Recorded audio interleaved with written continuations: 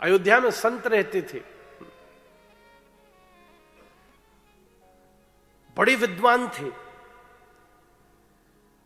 उनके गुरुजी ने कह दिया कि भैया तू इतना विद्वान है, तेरा इतना यश होगा, खूब लोग तुझसे आके तेरे चेले बनेंगे, शिष्य बनेंगे, पर सबको शिष्य नहीं बनाना, सोच समझ के एक ही बनाना, जोरदार बनाना।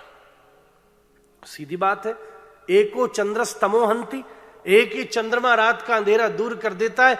एक ही स्वामी विवेकानंद हो जाए तो पूरी दुनिया रामकृष्ण परमहंस को जान लेती है।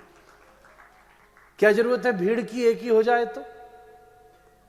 तो गुरुजी सोचते भाई किसको बनाऊं। बहुत से चेलाओं ने गुरु की खोज करी, ये ऐसे महात्मा जो पहली बार निकले कि मैं शिष्य खोजूं, ऐसा जो अधिकारी हो। करें तो करें क्या, सब जगह गए, घूमते घूमते में आपके जानकर आश्चर्य होगा, अंत में इन्हें लगा राम जी से बढ़िया कोई शिष्य नहीं हो सकता।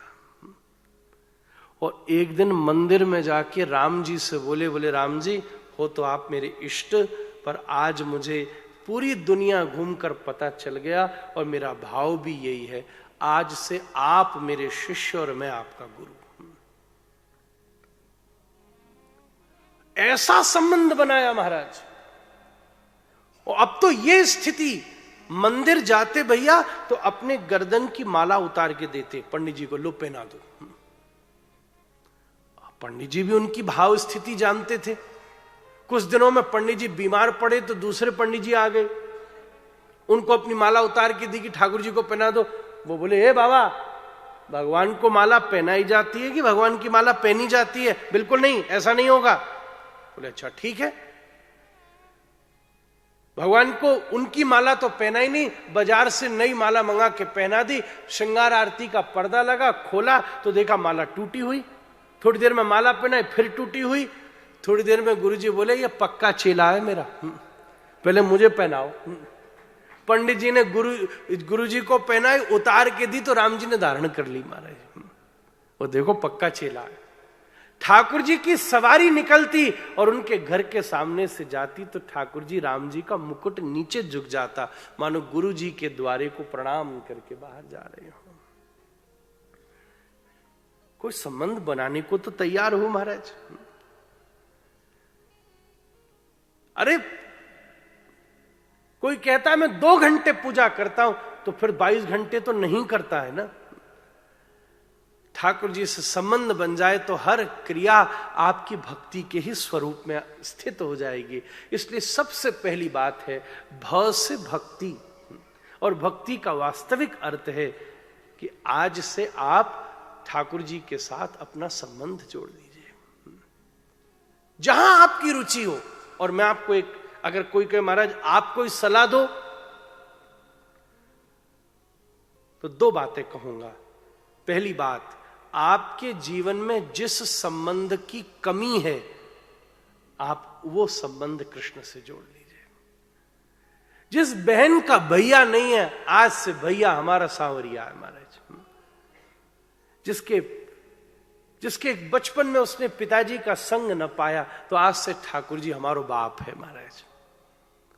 जिस संबंध की कमी है, वो संबंध आप ठाकुर जी से जोड़कर तो देखिए। द्रौपदी ने एक संबंध बनाया। श्री कृष्ण ने शिशुपाल पर कृपा करी। भरी सभा में जब उसका माथा काटा तो हाथ में रोली लगी हुई थी। पूजा चल रही थी, तिलक कर रहे थे तो रोली थी। बड़ी जोर से हल्ला मचा कि कृष्ण के हाथ से खून बह रहा है। युधिष्ठिर ने बोला भीम जल्दी जाओ, वैद्य को बुला के लाओ, खून बह रहा है। भीम, अर्जुन तुम जल्दी बुला के लाओ। अर्जुन, नकुल, सहदेव सब एक दूसरे के ऊपर टारते गए। द्रौपदी के कानों में जैसे ही बात पड़ी कि कृष्ण के हाथ से रक्त बह रहा है, द्रौपदी दौड़ती हुई आई। आज उसने बड़ी कीमती साड़ी पहनी थी, स्वर्ग से इंद्र की पत्नी सची ने भेजी थी।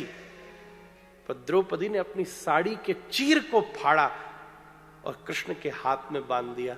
मुस्कुराते कृष्ण बोले, द्रौपदी वैसे तो खून नहीं बह रहा था, पर तूने चीर देकर ना मुझे गुलाम बना लिया। पर तू चिंता न करियो, जब तुझे जरूरत पड़ेगी ना तो चीरों के अंबार लगा दूंगा महाराज। आज वो दिन आया महाराज। आहा, बड़ी सभा में द्रौपदी की साड़ी खींची जा रही थी। धिक्कार थी द्रौपदी पर। कृष्ण ने उठा के ऐसा पीतांबर फेंका कि भरी सभा में खड़े होकर विदुर कहते हैं, हे अंधे धृतराष्ट्र, हे युधिष्ठिर, हे नकुल सहदेव दुर्योधन, देख लो, ये द्रौपदी की साड़ी नहीं खींच रही, गोविंद का पीतांबर खींच रहा है। साड़ी का छोर तो पति भी पा लेता है, पीतांबर का छोर तो आज तक ब्रह्मा और रुद्र को भी प्राप्त नहीं।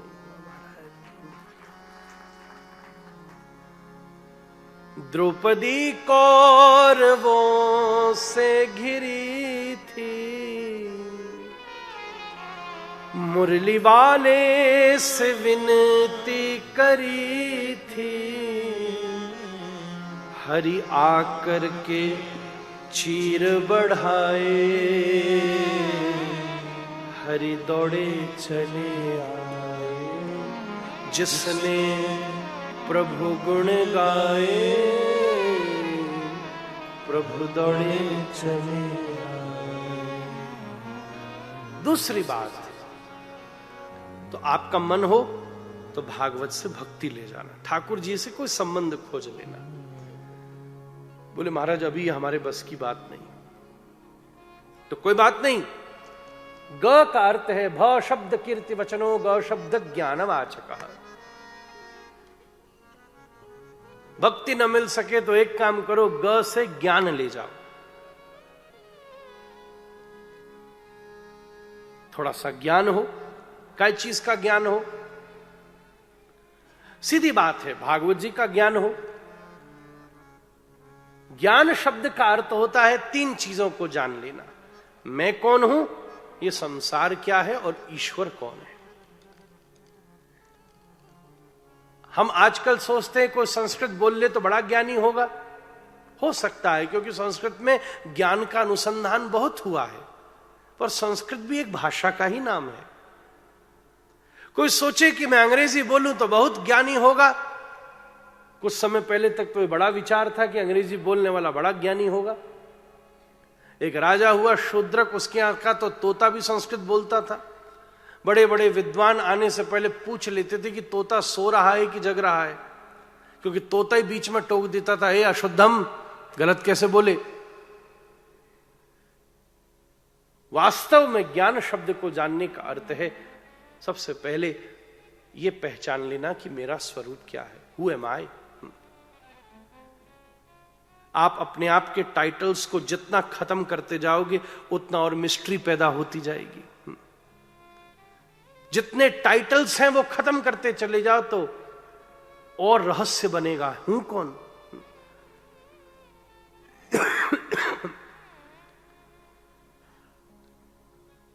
या तो ये तीन में से एक चीज जान ली जाए। जिस दिन मैं कौन हूं ये जान गए तो ये भी पता चल जाएगा ये दिखने वाली दुनिया है क्या। और जिस दिन इस दुनिया का बोध हुआ उस दिन ईश्वर का भी बोध होगा। आप बोलो चलो महाराज, ज्ञान के इतने ऊंचे रास्ते पर चलना तो मेरे लिए अभी भी कठिन है। तो भागवत जी कहती है एक और प्रस्ताव है हमारे पास आपको देने के लिए, और वो है भ शब्द कीर्ति वचनो, ग शब्द ज्ञानवाचक, सर्वेष्ट वचनो वाश्च। वह शब्द का अर्थ होता है वैराग्य, रिनाउंसिएशन। माने या न माने, कोई कम से कम 3 घंटे का तो वैराग्य हो ही गया। या फोन हम उठाने नहीं देंगे आपको। एक ही विनती हमने भैया से कही थी कि आप जितना कम से कम डिस्टर्ब होंगे उतना हम सबको आनंद आएगा, आप सबको आनंद आएगा।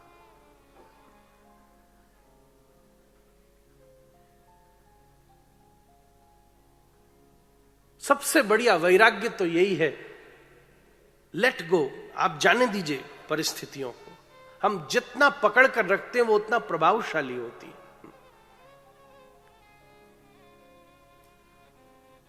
संसार नित्य परिवर्तनशील है, तो बदलती चीज को बदलते रहने में स्वीकार करना चाहिए। सीधी बात है, कोई बात नहीं। ये तो वास्तविकता ही है। The world is a stage and we are merely players.